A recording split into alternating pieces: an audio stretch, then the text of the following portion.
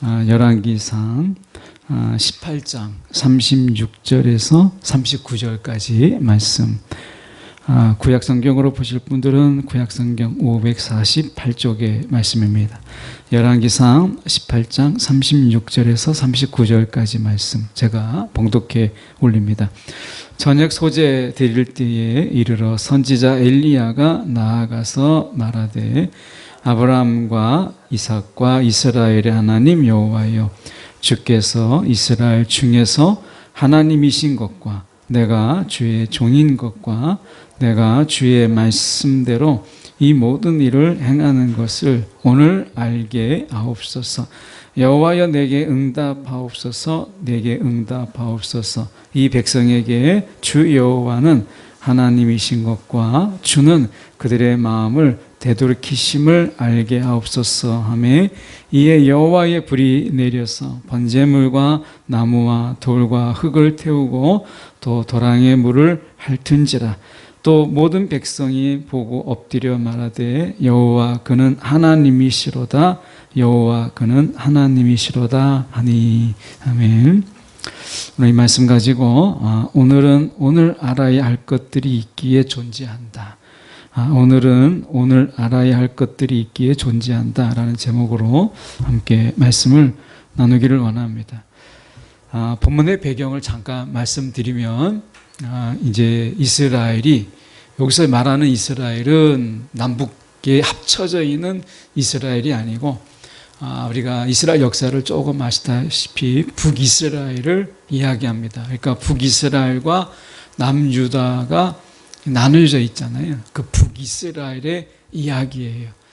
북이스라엘의 그 이제 나눠진 이스라엘의 그때 당시의 왕이 누구냐면 아합이라고 하는 왕이 있었고, 그 아내가 이세벨이라는 여인이 있었습니다. 이세벨은 바알신을 섬기는 이 시돈 지역에서 온 여인이에요. 그래서 이 여인은 이 아합과 이 결혼하면서 이 아합으로 인하여서 바알 신상과 아세라 상을 세우고, 이 북이스라엘이 거의 이 국교라고 선언하진 않았지만 이 북이스라엘이 이 바알을 섬기는 것을 국교로, 나라의 종교로 만들 것까지, 그 직전까지 갑니다. 그러니까 하나님을 완전히 버리고 이제 우리는 이제 바알 신을 섬긴다라고 해서 이제 바알 신상을 그 나라의 국교로 이제 선언만 남은 뭐 이런 지경에까지 이르게 돼요. 그때 이제 활동했던 선지자가 엘리야예요.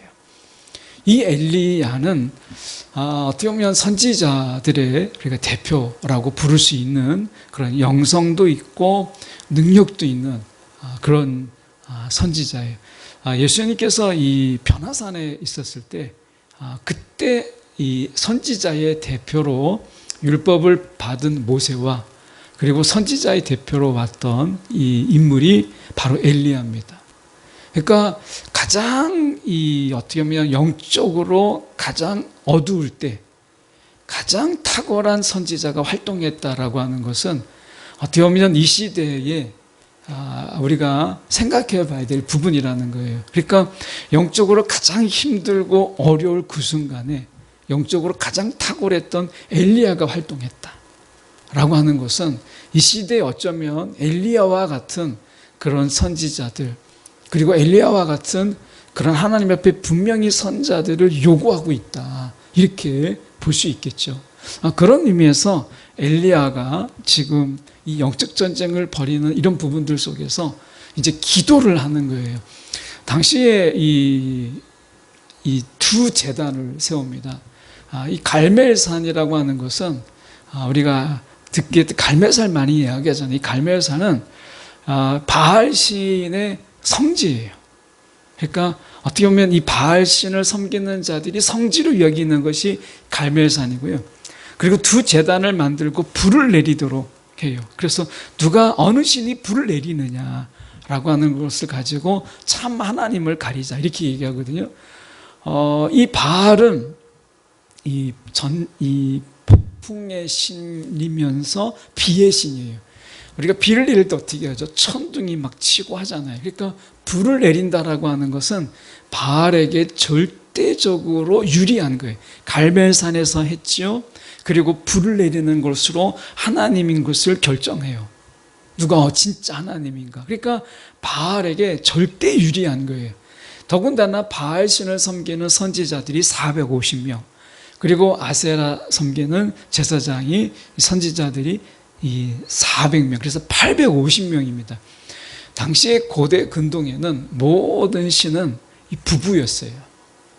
그래서 바알과 아세라는 신이지만 부부였어요. 그래서 어떻게 보면 바알과 아세라는 같은 하나의 부부의 신이라고 보는데 850명의 응원자들이 있어요. 거기에 엘리야는 혼자서 영적 싸움을 하고 있는 바로 그때예요. 그때에 앞에 먼저 바알이 먼저 했어요. 바알 신을 섬기는 자들이 먼저 이 불을 내리도록 해라, 이렇게 이야기합니다. 그래서 850대 1의 영적 전쟁을 시작하죠. 우리가 잘 알다시피 그들이 아침부터 저녁까지, 저녁 소재를 드릴 때까지 내내 그 제단을 둘러서 소리도 치고 때로는 칼과 창으로 자기를 자해함으로 인해서 열심을 보여요. 그런데 천둥 하나 치질 않았어요. 이 번개 하나 치질 않았어요. 그러니까 제단을 불태우는 건 고사하고 천둥 하나, 비 하나 내리질 못했어요. 그래서 이제 바알을 실패했어요. 결국 바알 신을 섬기는 자들이 실패하고 이제 엘리야가 이제 차례예요. 엘리야가 엘리야의 차례 때 기도를 합니다. 그 기도의 내용이 오늘 기도의 내용이에요. 이 기도의 내용을 저희가 살펴봄으로 인해서 우리가 이 땅에 여러분 살아가면서 어떤 기도를 할까? 여러분 어떤 기도를 할까? 고민되신 적 없으세요? 내가 무슨 기도를 할까? 정말 이 시대에 정말 해야 될 기도가 무엇일까? 라고 하는 것을 고민할 때가 있다면 오늘 엘리야의 기도를 여러분이 좀 여러분에게 적용해서 하시면 좋은 기도가 되지 않을까 하는 그런 마음으로 저희가 본문을 함께 살펴보려고 합니다. 오늘 말씀에 보면 이렇게 말씀해요. 36절의 말씀에 보면 하반절 끝에 오늘 알게 하옵소서, 알게 하옵소서. 엘리야의 기도는 알게 하옵소서의 기도였어요. 이 알게 하옵소서의 기도에 네 가지가 나옵니다. 이 네 가지를 알게 하옵소서, 이렇게 기도했어요. 오늘 우리에게도 하나님, 내가 이 네 가지를 잊지 않고 기억하며 알게 하옵소서, 이게 우리의 기도가 되기를 소망합니다. 먼저 말씀에 우리가 보면 36절에 이렇게 말씀하죠. 엘리야가 나아가서 말하되 아브라함과 이삭과 이스라엘의 하나님 여호와여, 주께서 이스라엘 중에서 하나님이신 것과, 이렇게 돼 있어요. 그러니까 아브라함의 하나님, 이삭의 하나님, 그리고 이스라엘, 곧 야곱의 하나님이죠. 왜 이렇게 얘기했을까? 먼저 우리가 질문을 던져봐야 돼요. 여러분, 하나님은 여러분의 하나님이십니까? 나와 상관없는 하나님은요, 아무런 소용이 없어요. 그분이 아무리 능력이 많고 아는 것이 많고 그리고 그분은 무한하신 분이라도 나와 상관없는 하나님은 아무런 의미가 없어요. 소용없는 거예요. 그래서 아브라함을 먼저 잠깐 보죠. 아브라함이 75세 때 하나님의 부름을 받았어요. 근데 성경 어디에도 아브라함이 75세 전에 어떻게 살았는가에 대해서는 성경이 말하지 않아요. 이것이 굉장히 중요한 의미가 있어요. 아브라함의 인생은 하나님을 만난 75세부터 이야기되기 시작해요. 다시 말하면 저와 여러분이 하나님 예수 만나기 전에, 하나님 만나기 전에 그 인생이 아무리 세상에서 성공하고 아무리 돈을 많이 벌고 내가 승승장구해도 여러분 의미 없다는 거예요. 진짜 인생의 의미는 언제냐? 예수 만나고 나서의, 그게 진짜 의미가 있는 거예요. 예수 만난 이후에 성경에 기록이 돼요. 제가 엉뚱한 얘기 같지만 제가 꿈꾸는 게 하나 있어요. 그게 뭐냐면 이 아브라함의 이야기는 아브라함이 쓰지 않았어요. 이삭의 이야기는 이삭이 쓰지 않았어요. 하나님이 쓰셨어요. 왜냐하면 모든 성경의 저자는 하나님이세요. 그렇기 때문에 이 아브라함의 이야기는 하나님이 쓰셨고 이삭의 이야기는 하나님이 쓰셨어요. 그들이 직접 쓰지 않았어요. 여러분의 이야기를 쓰고 계십니까? 안 쓰고 있잖아요. 저도 마찬가지로 제 인생의 이야기를 제가 쓰고 있지 않아요. 그런데 나중에 천국의 의미가 두 가지가 있잖아요. 지금 우리가 이미 천국이죠. 이 천국의 의미는 하나님의 다스림이 있는 곳이 다 천국이에요. 그런데 이 의미 말고 죽음 이후에 가는 천국을 우리가 생각한다면 제가 죽고 난 이후에 주님 앞에 섰을 때 주님이 저에게 이런 선물을 했으면 참 좋겠다 싶어요. 저의 이야기가 담겨져 있는 주님을 만난 이후에 제가 대학 때 만났으니까 대학 때 만나서 주님과 함께 걸어왔던 그 이야기, 하나님과 함께 했던 이야기, 아브라함처럼 그 이야기를 하나님께서 책으로 딱 하나님이 쓰셔가지고 그리고서 저의 이야기, 그래서 그 책에다가 때로는 중간중간에 좀 기억될 만한 스냅 사진을 딱 넣어서 하나님이 딱 천국에 딱 갔을 때 나에게 딱 선물로 주면 정말 좋겠다. 정말 기념작이잖아요. 그래서 그런 생각을 해봐요. 여러분, 아브라함이 75세 때 하나님을 만나고 그의 인생은 그때부터 성경에 기록되기 시작해요. 그 전에 얼마나 편안하게 살았어요. 갈대우르라는 지역은 우상이 많은 지역이고 그의 아버지 때부터 대대로 살았던 그런 곳이 너무나 익숙하고 너무나 편한 곳이에요. 그런데 그거 아무런 의미가 없어요. 예수 만나고 난 이후에 그의 인생에 성경에 기록되었고 그의 인생을 보십시오. 때로는 믿음이 없어서 겁쟁이처럼 아내를 누이라고 속이기도 하고 그의 믿음이 없었잖아요. 그런데 하나님과 함께하는 그 시간들은 믿음이 없어도 때로는 용기가 없어도 다 의미가 있는 거예요. 하나님과 함께하는 그 시간들은. 그래서 아브라함은 아브라함의 하나님이라고 말할 수 있는 거예요. 아브라함의 인생 속에서 하나님을 만난 그 이후의 인생이 그의 인생의 진짜 인생이라는 거예요. 그래서 아브라함의 하나님이에요. 여러분도 마찬가지입니다. 우리 모두가 마찬가지. 하나님 없는 그 인생은 내가 열심히 살았어도요, 껍데기 인생입니다. 예, 껍데기 인생이에요. 내가 성공한 것 같아도 하나님 없는 인생은 껍데기 인생이에요. 성경에 기록되지 않은 인생이에요. 하나님이 기억하지 않는 인생이에요.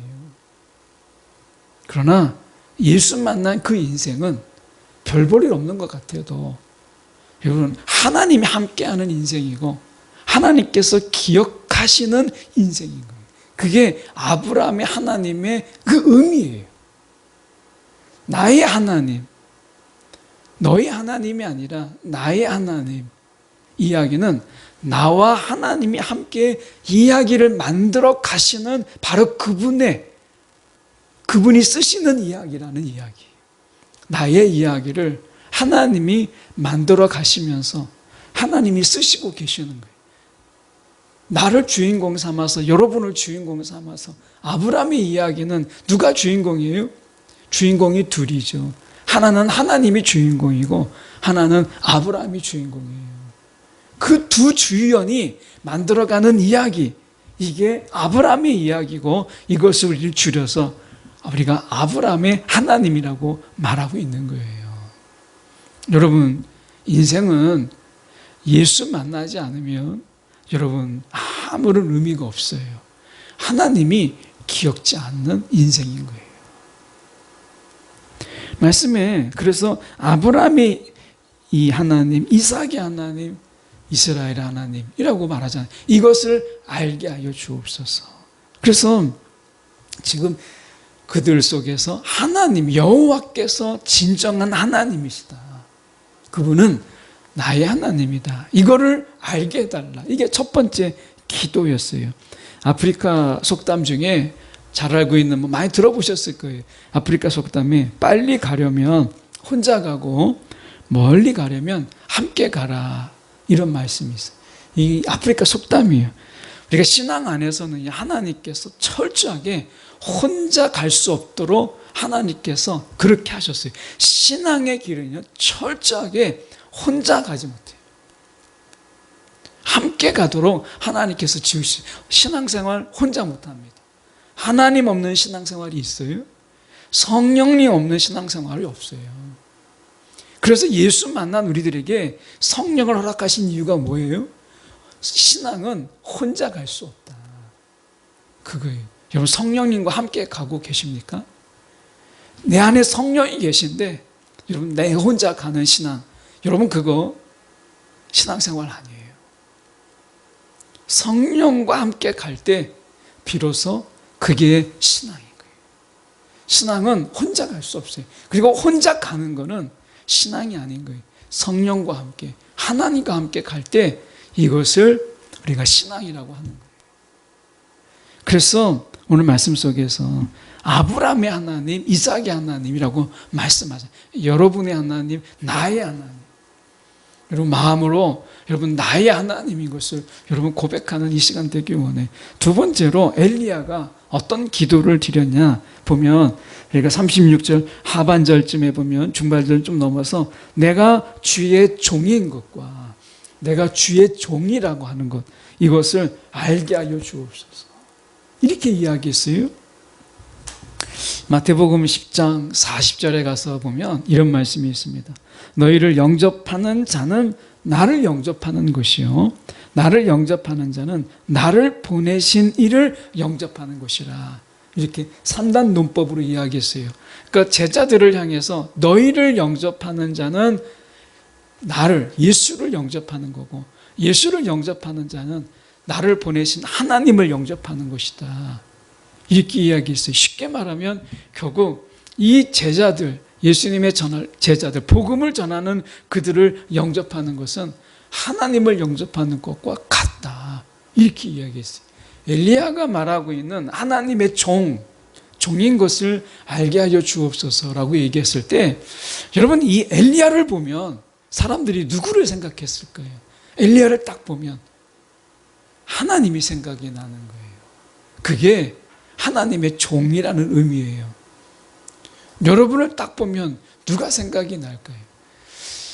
한번 그 라디오스타라고 하는 프로그램이 있죠. 거기에 이게 지나가다 보니까 한 연예인이 나왔더라고요. 그 연예인이 나왔는데 웃자고 하는 얘기겠죠. 근데 그 연예인을 보면서 내가 당신을 보면 범죄자, 옛날에 누구가 생각이 나, 뭐 연쇄살인범, 뭐 그런 사람이 당신을 보면 그 사람이 생각이 나, 뭐 이렇게 이야기하더라고요. 그 웃자고 하는 얘기지만 굉장히 사실은 우리가 생각하기보다 굉장히 불쾌할 수 있잖아요. 누군가가 여러분을 볼 때 누가 생각나기를 원하세요? 나를 보면, 여러분을 보면 하나님이 생각나는 거, 이게 여호와의 종이라는 의미예요. 엘리야를 보면 하나님이 생각이 나는 거예요. 하나님이 보내신 자, 하나님이 쓰시는 자, 하나님께서 그를 통해서 일하시는 자, 하나님, 엘리야를 보면 하나님을 본 듯 하나님의 생각이 나는 거예요. 이게 여호와의 종이란 의미예요. 예, 우리가 보통 이제 목사를 이야기할 때 하나님의 종이라 이런 얘기 많이 하죠. 그런데 목사뿐만 아니라 사실은 모두가 하나님 안에서 우리가 다 종이에요. 사도 바울도 내가 예수 그리스도의 종이라 이렇게 이야기했어요. 그리스도의 종이라. 우리는 다 예수를 생각나게 하는 다 그런 자예요.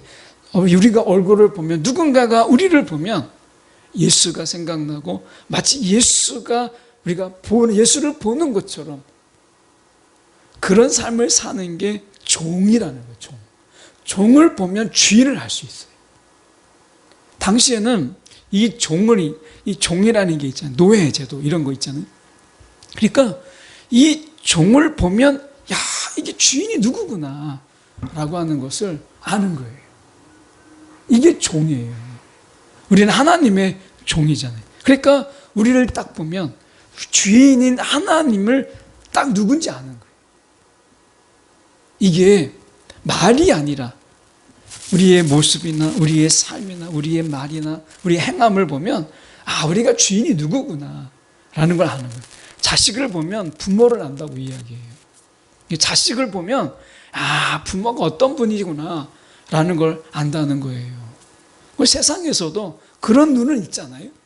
세상이 아무리 우리가 어리숙해 보여도 자식을 보면 부모를 안다는 거예요. 그게 세상에 우리가 이 눈이잖아요. 그러니까 우리가 그 종을 보면 주인이 어떻구나 이걸 알 수 있는 거예요.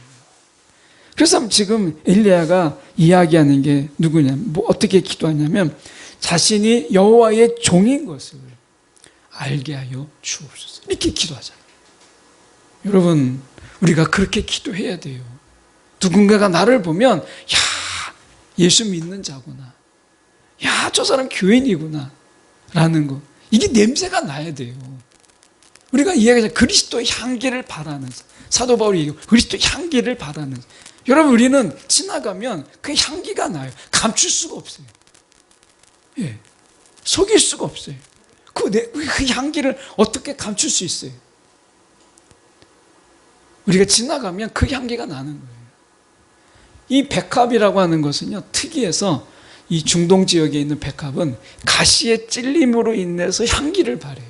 그래서 예수를 우리가 가리킬 때 백합이라고 보통 상징을 하죠. 왜냐하면 그 가시의 찔림으로 인해서 예수의 향기를 발하는 것처럼 저와 여러분이 이 세상에서 고난을 받음으로 인하여 오히려 향기를 발하는 예수처럼, 그게 백합이에요.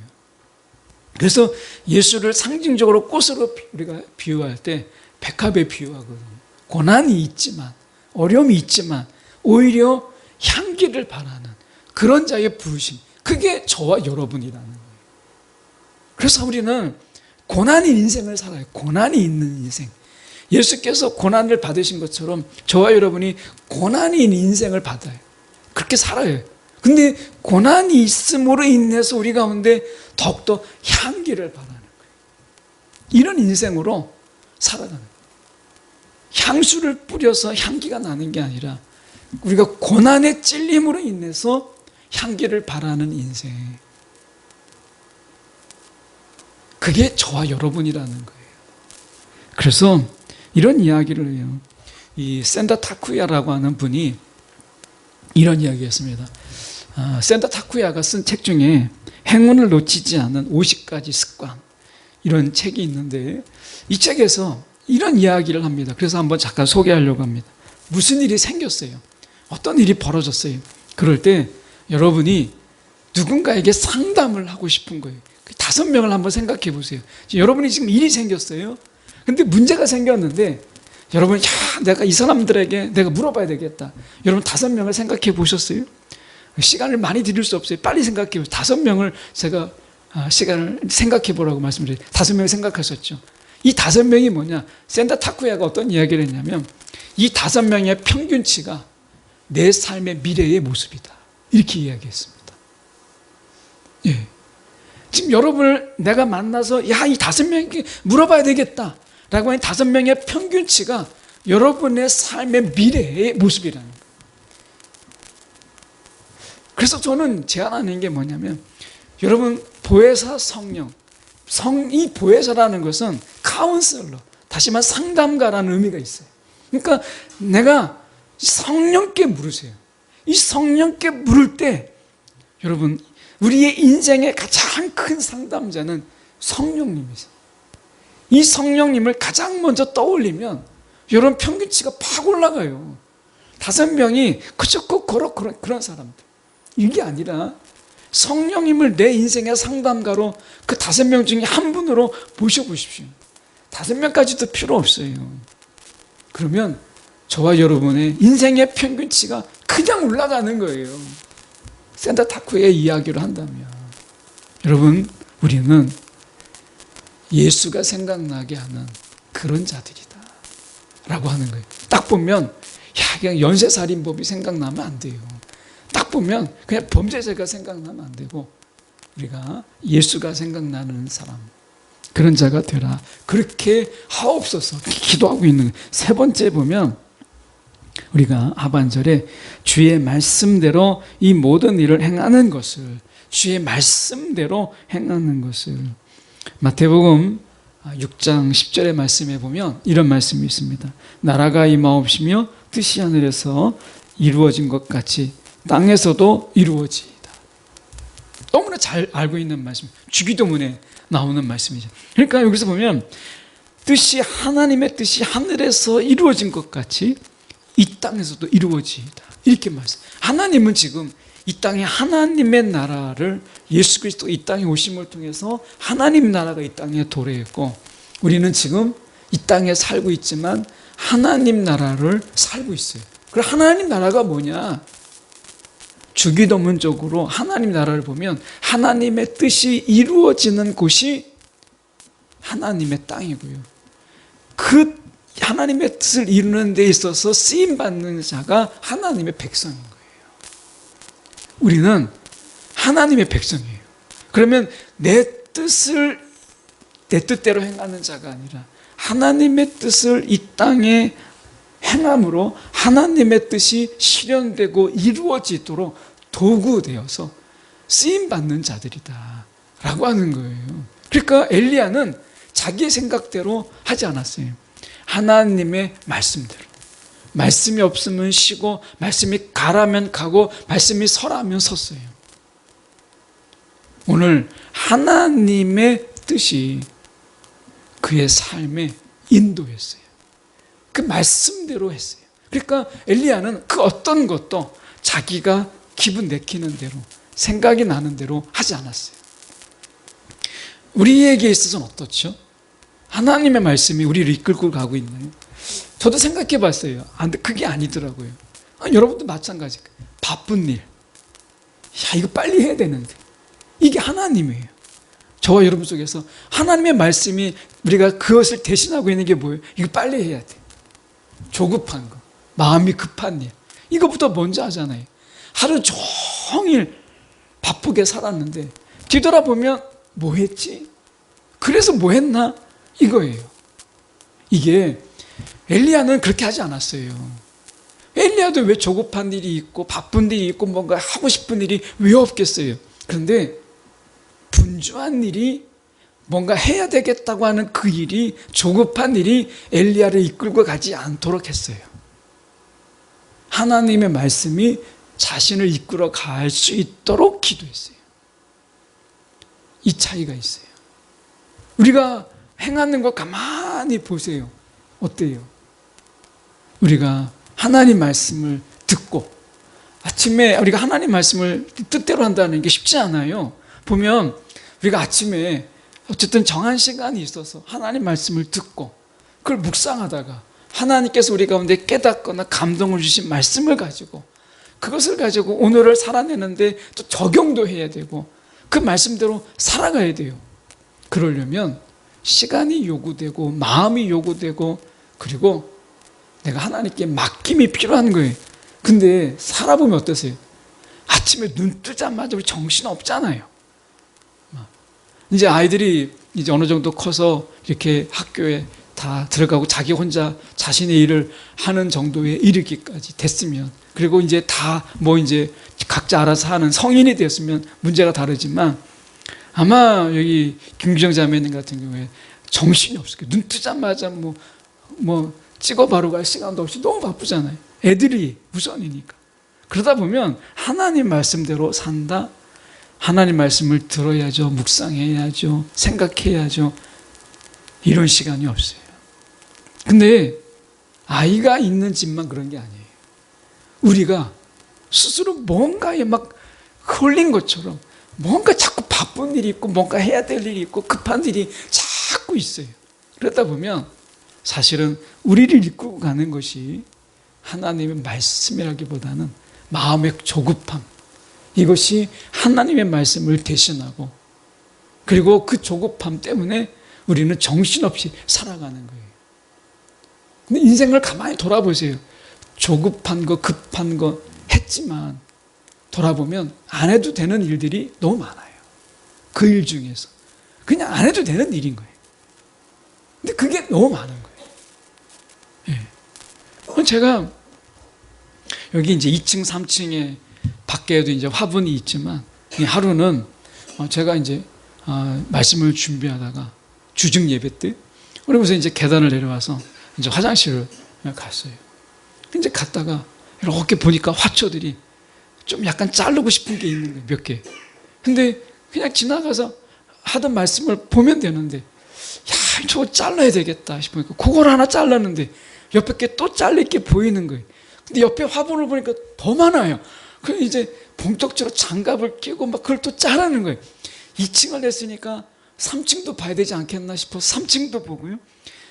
그런 김에 기왕에 손댄 김에 밑에서 내려가서 좀 봐야 되겠다 하니까 벌써 1시간 반, 2시간이 지나가 버려요. 생각지도 않은 일에 가서 처음에 그냥 잠깐 자른다는 것이 2층, 3층 밑에까지 다 나가서 그걸 자르고 있는 거예요. 그렇게 가더라고요. 근데 그거는 한 예지만 우리가 급한 일, 뭐 어떤 다급한 일 생각해 보세요. 정말 다급했나요? 그때 안 해도 되는 일이 너무 많아요. 예. 여러분 당근 많이 아세요? 먹는 야채 당근이 아니라 중고 사이트 그 거래. 한 번은 승민이가 이 샤프심이 딱 떨어졌어요. 샤프가 몇 개나 제가 줬는데 샤프를 손에 들어가기만 하면 이 부서뜨리는 은사가 있어요. 그 샤프가 다 부서진 거예요. 그래가지고 샤프를 어떻게 좀 싸게 살까 이렇게 시작했어요. 당근에 좋은 게 많이 올라와 있더라고요. 그 샤프도 사고 샤프심만 살 수 있어요? 또 샤프심도 사야 되죠. 그 사면은 문구점에 가면 한 1,000원 차이 나나요? 이런 게밖에 안 나는데 기왕이면 싼 거. 그러다 보니까 뭐 그 샤프심을 사러 사람을 만나게 되고 그걸 사러 오는 거예요. 한동안 샤프하고 샤프심을 막 모았어요. 그 샤프심 10개, 뭐 10개도 막 모아놓고 막 이렇게 된 거예요. 가만히 제가 돌아보니까 이게 뭐 하고 있나? 이거 뭐 하고 있나? 그냥 필요하면 그때 사면 되는 거잖아요. 그거 몇 차이 안 나거든요. 근데 그거 얼마 싸게 사는 그 재미로 그냥 살아다니는 거예요. 야, 인생이 이렇게 되는구나. 말씀으로 이끌림 받는 게 아니라 그냥 그때그때 거기에 푹 빠져가지고 그러니까 우리를 빠지게 하는 게 너무 많은 거예요. 예. 우리를 잡아 끄는 게 너무 많은 거예요. 생각해 보니까. 근데 엘리야는 어떻게 했어요? 하나님 말씀대로 행했다는 거예요. 그러려면 내가 빠지지 않아야 되는구나. 말씀을 붙잡아야 되는구나. 붙잡지 않으면요 붙잡히더라고요. 그게 인생이에요. 내가 말씀을 붙잡지 않으면 반드시 나를 붙잡는 무엇인가에 의해서 나는 붙잡혀요. 붙잡지 않으면 붙잡히는 게 인생이에요. 엘리야는 말씀을 붙잡았어요. 그리고 그가 말씀대로 행하게 하옵소서. 이거를 알게 해달라고 기도합니다. 네 번째 기도는 37절이에요. 37절에 보면 이렇게 말씀합니다. 하반절에 보면 그들의 마음을 돌이키심을 알게 하옵소서. 하나님이 어떤 분이시냐? 마음을 돌이키시는 분이시다. 에스겔 말씀에 이런 말씀이 있습니다. 에스겔서 24장 14절에 이런 말씀이 있습니다. 제가 잠깐 봉독해 올리겠습니다. 나 여호와가 말하였은즉 그 일이 이루어질지라 내가 돌이키지도 아니하고 아끼지도 아니하며 뉘우치지도 아니하고 행하리니 이런 말씀이 있어요. 하나님께서 왜 마음을 우리 가운데 돌이키게 하시느냐? 다른 거 아니에요. 우리를 아끼시는 것을 내려놓고 싶지 않아서.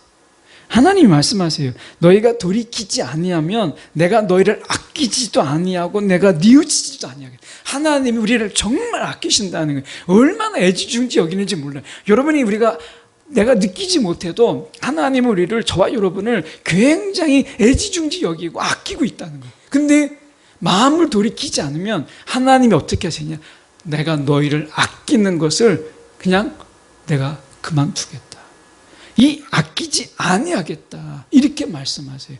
왜 하나님께서 우리 가운데 자꾸 마음을 되돌이키게 하느냐? 하나님은 우리를 아끼고 싶은 거예요. 애지중지 여기고 싶은 거예요.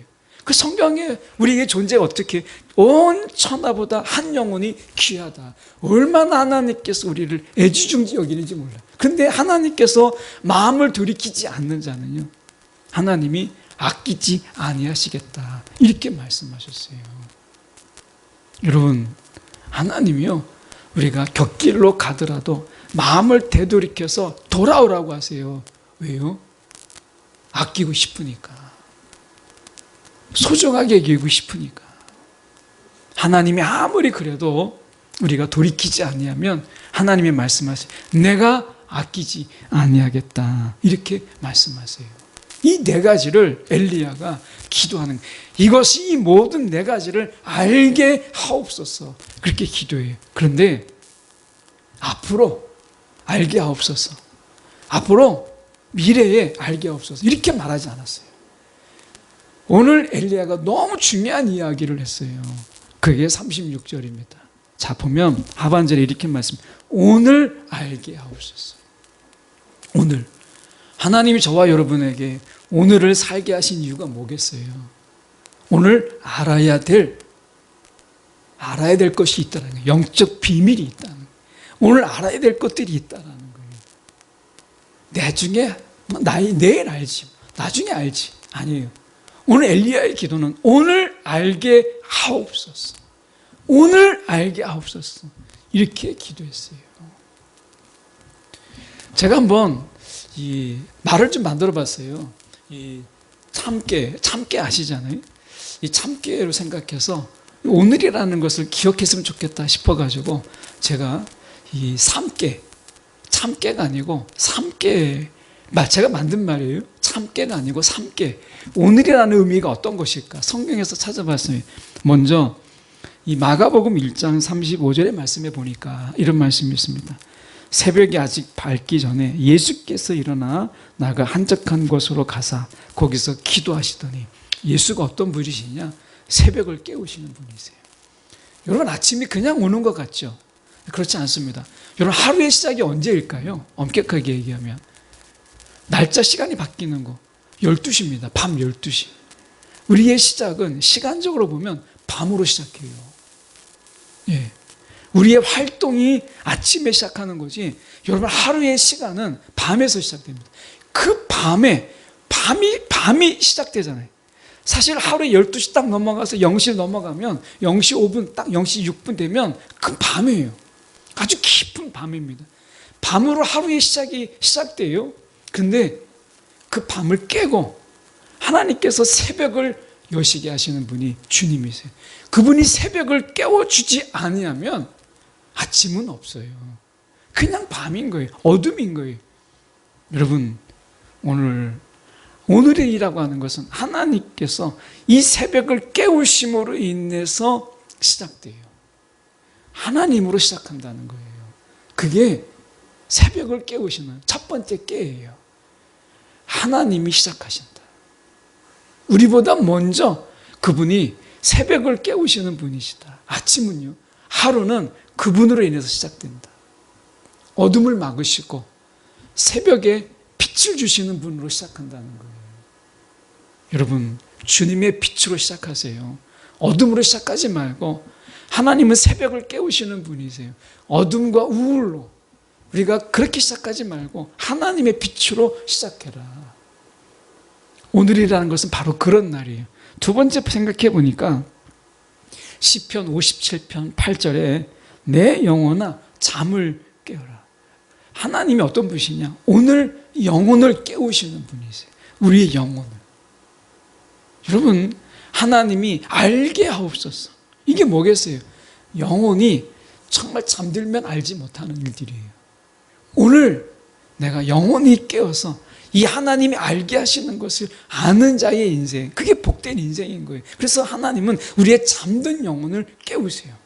이게 두 번째 깨예요. 세 번째, 전도서 3장 11절의 말씀에 보니까 이런 말씀이 있습니다. 이건 세 번역인데요.